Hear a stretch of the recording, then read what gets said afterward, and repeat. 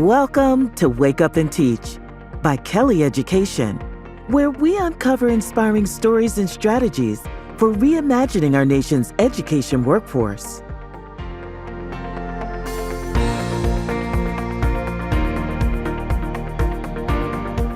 Hi, I'm Nicola Soares, President of Kelly Education, and this is your front row seat to the future of the education workforce on Wake Up and Teach. Today, we're diving into the crucial link between workforce effectiveness and student achievement.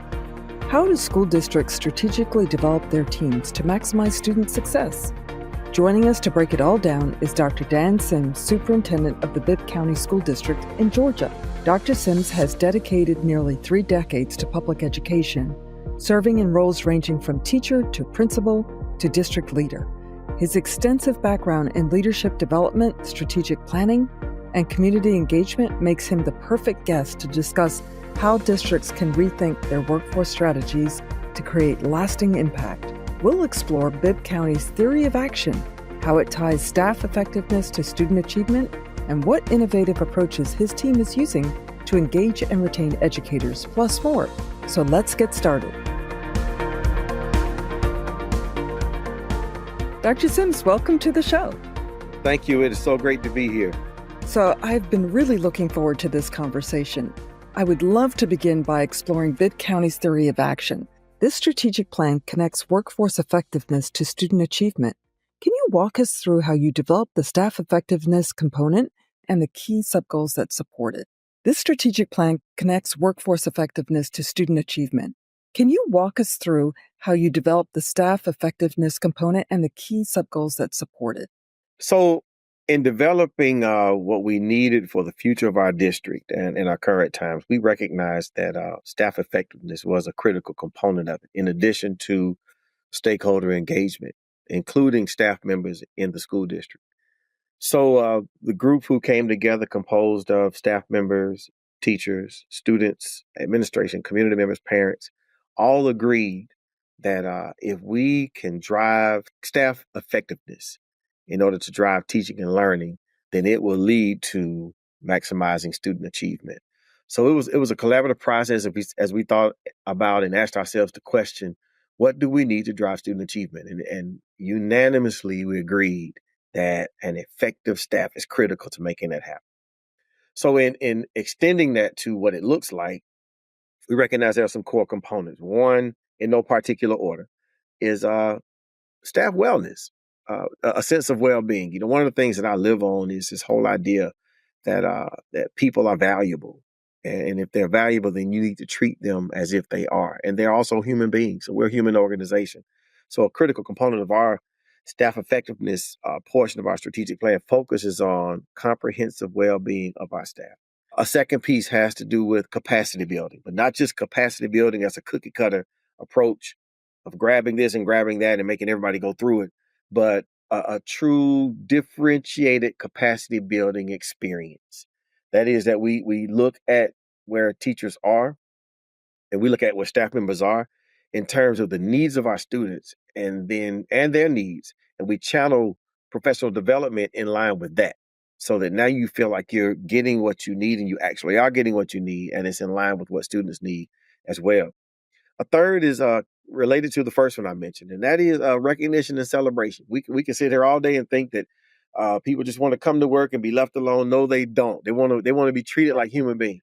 So if and when those opportunities arise, when people achieve great outcomes for students and do great things and serve as these models, we should recognize them and we should celebrate them. So that's a critical part of our strategic plan. The fourth one has to do with performance and accountability.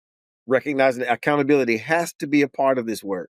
And people need to know that we do 3 things. We hold them, I call these my 3 holds, HOLDS.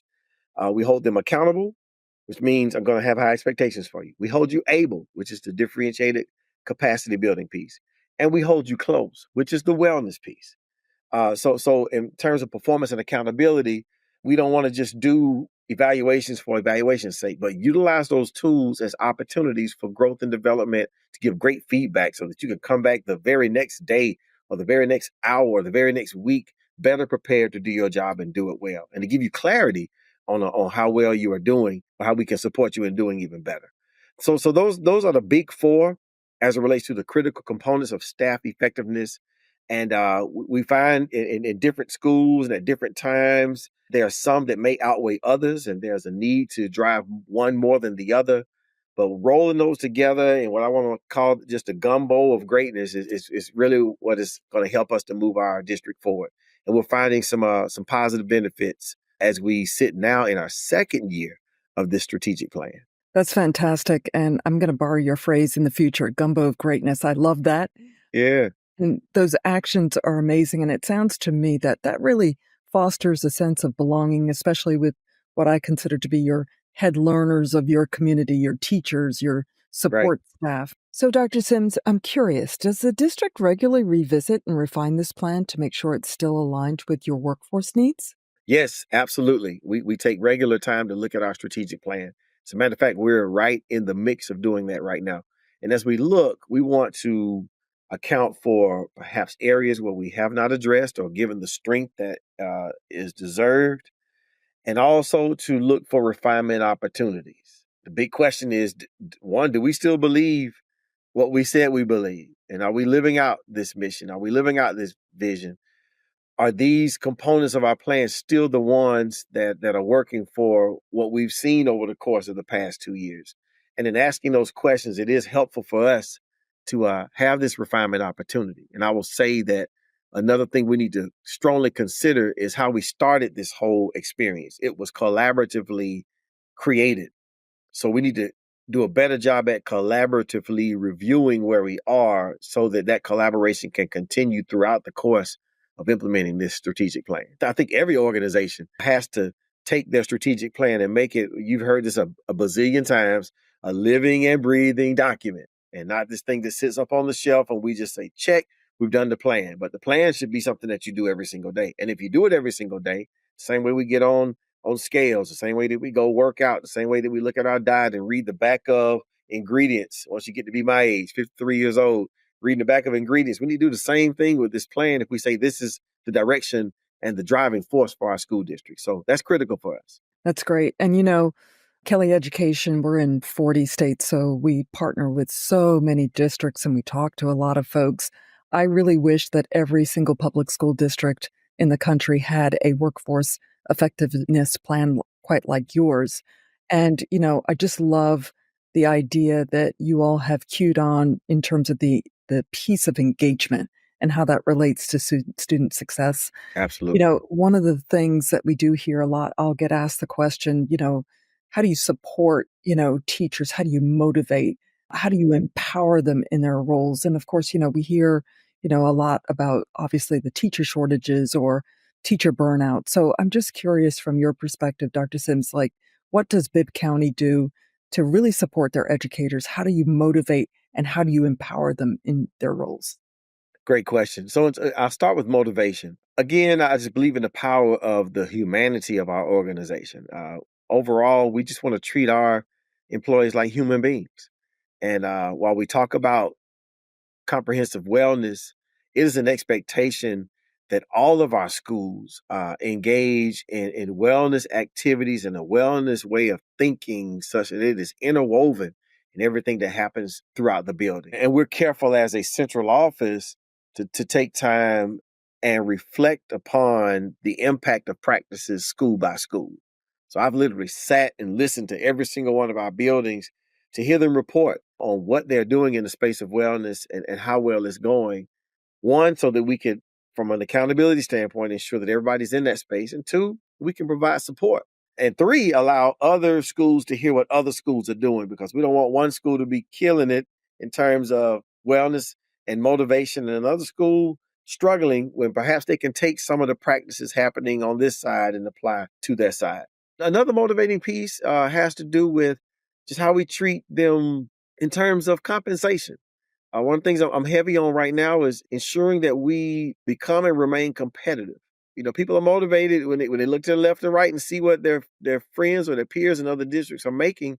They want to make sure that their salary is commensurate with the work that's happening. So that's a critical component of motivation as well. We kind of miss that sometimes. But it's very important that people see that you value them based on salary structures and the opportunity for growth in the district. Another motivation piece has to do with opportunities for development and growth in the district. I think about our Aspiring Leaders Program and our mentorship efforts for anybody who is striving to move from teacher to leader in certain areas. We have leadership programs that assist in growing them in that space. We feel like that's a motivating factor. Now, dialing it down to the classroom is another critical motivation factor because I feel like people are motivated. Like I'm motivated when I can come to work and feel like I can actually do this job. So the whole walkthrough process, while some people may see it as a function of compliance and monitoring, it is also a function of motivation. And that is that we come in and we watch you teach and we give you critical feedback so that you can become better. We feel like a motivated teacher is one who can do his or her job and do it well. And you can't do that in a bubble. And then on the side of you mentioned motivation. What was the second piece? Motivation And how do you support and empower your teams? it's support and empowerment. So I'm Mhm. going to kind of lean on the one that we just mentioned. Empowerment to me comes through development. And it also comes through ensuring that we hear your voice. I have a very active teacher advisory council as an example.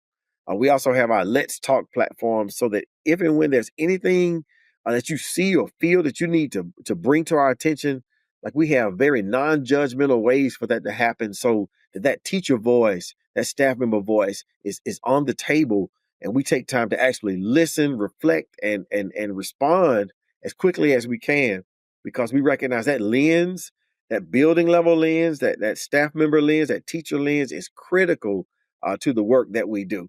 We also look for opportunities to grab our staff members for any efforts that the district is embarking upon. We look for volunteers for anything that we strive to do as a school district. And what we found is when we ask people if they want to get involved in promoting artificial intelligence or get involved in this community activity, we always have people who respond and sign up. And that tells me that they perhaps are waiting to be asked to do something beyond their duties and responsibilities. So it's important to not just limit all the thinking of this district to just the central office, but let the thinking permeate throughout this district and give them tangible ways to get themselves involved and engaged. That empowerment has been great.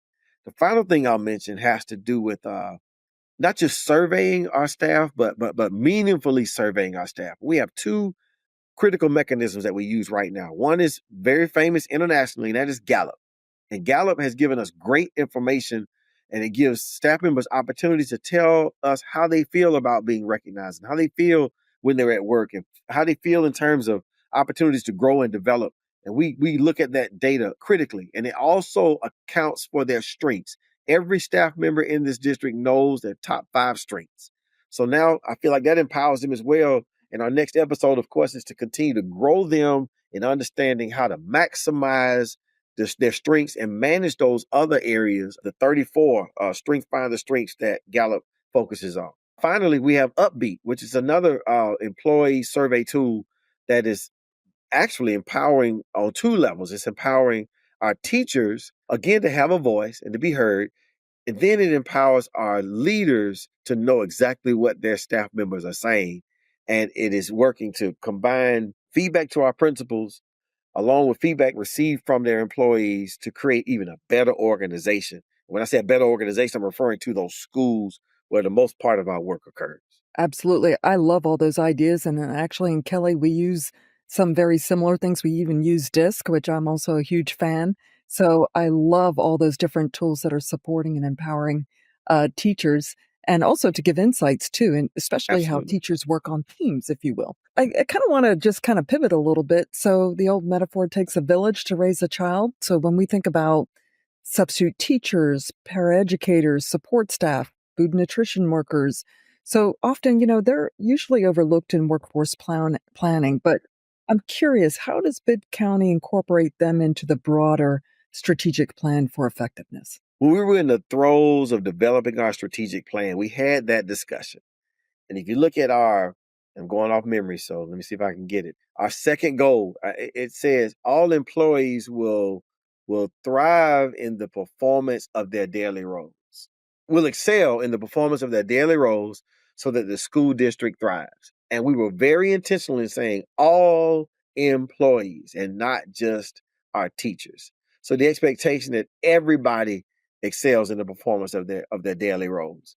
That being said, let me start with substitute teachers, because my contention is if we place a human being in front of children for periods of time, they should be afforded the same experiences that our teachers have. So we do our best to ensure that our substitute teachers are at the planning table, and at the very least they receive those plans that everybody else has, especially those ones in the long-term spaces. It makes absolutely no sense to have someone just to sit and babysit children if they don't have to. As it relates to other employees, school nutrition, our custodial staff, our maintenance staff, our transportation workers, when we have our professional learning days, we're careful to plan things for them as well so that they can have developmental opportunities. I'm going to call that an emerging practice for us, though, because I don't think we're where we need to be. The truth of the matter is, the majority of our training and development rest in the space of our teachers and our leaders. But we recognize that there's more that we need to do in the space of everybody. So, number one, everybody sees and feels opportunities to be developed. And number two, subsequently, they see that they have value because we are investing in your capacity so that you can do your job well, whether it is a route to pick up a child or a meal to prepare for a child on a daily basis. We want everybody to feel the opportunity to be developed. Another piece I'll add, as I think about our substitute teachers, recognizing that I can't just afford you a lesson and you sit at the planning table and now you have the exact same capacity as teachers who are credentialed. Recognizing that, we actually have a partnership with a virtual organization, Elevate K-12, where we have certified teachers on one end and then a substitute teacher on the other end to facilitate the instruction that's happening on the screen. That is going to continue to become a game changer with the staff shortages that we are all experiencing, so that we can have a certified educator with the gifts and the knowledge, and then a bona fide adult in place to ensure that instruction reaches those students. And I've seen examples myself of this happening, and it is working and working extremely well. That's fantastic, and I know Elevate very well because they're a Yeah, partner of ours, great. what I would also add, when we do see schools and school districts that include like substitute teachers in faculty meetings or Right. immerse them, also extend professional development opportunities, that's really game changer. And we see incredible success on the other side for student achievement, especially for substitute teachers that are fulfilling long-term roles that are difficult to hire for. So I'm really excited to hear that. Dr. Sims, so I'm very curious to hear your perspective. What do you think the biggest workforce challenges that education leaders should be addressing today? We are in it's a different kind of world we're in right now, where I think family structures overall have declined. You have elements of success in certain areas, in certain socioeconomic spaces, but there's a decline as far as the family structure is concerned. Anytime there's a decline in the family structure, it is going to impact children. So what's happened as a result is that the load on the shoulders of educators has significantly increased. So that's one challenge that we're facing. I'll never forget this day. 1993, I was in a teacher education class at Georgia State University. And there was this one guy who raised his hand as the professor was talking about all the things we have to do as teachers. And he just asked a question. I don't understand. Why can't I just teach? I will never forget him saying that. And that was 33 years ago. And even now, as I go in the classrooms, I'm always drawn back to that day when I was just this young undergrad kid getting ready to teach, wondering, man, is this what it's going to be like when I go? So I think the load is one challenge that we have to acknowledge and address. Related to that, it's the whole idea of burnout, accountability measures, to just the struggle of educating every single student, state level accountability, and everything related to it. It puts pressure on educators to perform. So we have to account for that challenge. And as a result, what's happening, and you're finding that you have a combination of, I want to say, three different groups of people. Some people who are getting burned out but continue on. and are able to manage through it well. You have other people who get burned out, who don't really speak up and just come to work burned out every single day, and you never get the best out of them. Then you have that third group who get burned out, and as a result, they leave the profession. And I believe that there is not one school district that have at least one person among those three groups. So dealing with that is critical. Another challenge just has to do with that of value. It is very disheartening as I look at how public education is under attack right now, and it's nationwide.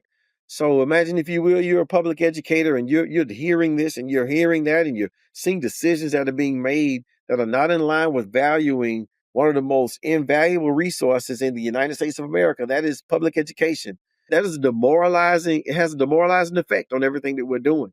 And we're facing that challenge. So in light of knowing these things, it's important for us to strategically counter and also collaborate and plan on what our environments and what our culture needs to look like in order to combat these things, these ills that I don't think are going anywhere anytime soon. I don't think things are going to get better in the absence of us having something to do strategically about those issues. I could go on and on about others, but those are the main ones that come to mind. Yeah, absolutely. Which is a great segue to my final question for you, sir. What advice would you give to other superintendents looking to optimize their workforce planning, especially with full-time and, support staff? What would you say to them if they're listening to this podcast? I think the first thing I would say is don't ever forget that your most precious human resource is your human resource. That's your most precious resource. And if that be the case, you have to treat it as if it is your most precious resource. Often we say put students first. Well, I'll say this. If you want to put students first, it means you got to put your staff members first as well. They got to be pole position right there with each other. Yeah. Otherwise, you miss the opportunity to treat them with the same level of love and respect and encouragement and investment as you do your students, because those are the ones who are with them. The second piece of advice will be to take careful attention to look at the workload and encourage as much ongoing collaboration as possible so that nobody feels like he or she is alone in this work. There's such power in collaboration, and superintendents have to lead the way in ensuring that collaborative efforts are happening across the school district. Number 3, have fun. Like don't take the fun out of this. For me, and this is just Dan Sims, there's nothing funner than working with children and working on behalf and for children. It's the funnest thing in the world. So, and in the midst of accountability and everything that we have to deal with, we cannot miss what a fun experience it is to be educators. Yeah. Number 4, just help everybody to stay focused. There's so many distractions that will come and continue to come that will take us off the focus of us just being the best for these amazing, beautiful children that God has sent our way. And it's so important to stay focused. I just told my senior cabinet just this morning, what I'm hopeful about is the fact that there's something worth focusing on every single day. And if I can take that word and actually focus on it, then it really helps me to validate myself, validate my work. And if I can string all these days together of this focus on our children and their needs and the love and support I can receive from everybody working with me, we can all make progress. And I don't care what anybody says. That feels good.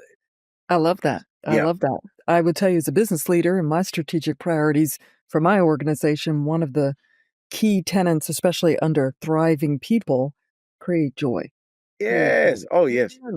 Right? Go together. And you have to seize every opportunity to create joy. Yes. Love that. I might steal that. Good. Dr. Sims, I have enjoyed talking to you today. We've learned a lot, and you've given us a lot to think about. So thank you, sir. Thank you as well. I've enjoyed it. And thank you for your partnership and all the things that you do to support Bibb County School. Absolutely. Absolutely. Thank you. What a great discussion with Dr. Dan Sims. His incredible knowledge around workforce effectiveness and strategic planning offers such valuable lessons for school leaders everywhere. We hope you enjoyed today's episode. If you did, please consider leaving us a rating or a review. It helps us reach more listeners like you. I'm Nicola Soares, and I look forward to having you with us again next time on Wake Up and Teach. Take care.